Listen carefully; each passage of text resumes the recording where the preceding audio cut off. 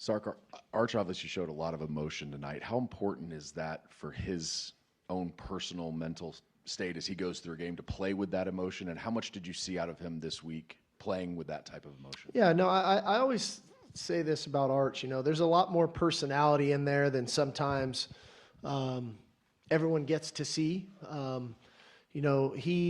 I always feel like he's a little bit he's at his best when that emotion kind of comes out some. I think there was a lot built up in there, obviously from last week that he needed to get out. But inevitably, I think the guys feed off of that from him, and it's one of his strengths. And he's a very cerebral guy in his approach and in his preparation.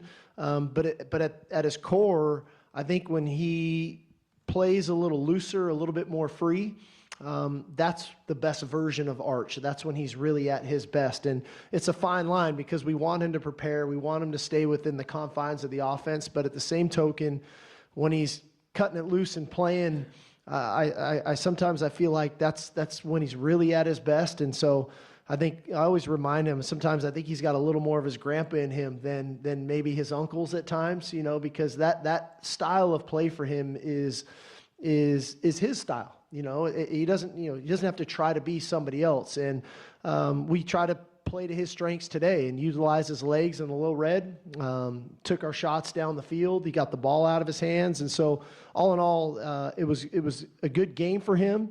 But to me, it was a good week for him. The build up to the game was reminiscent of the way he practiced. And so that's the goal, right? When you practice really well, take and practice to the game and you have some success.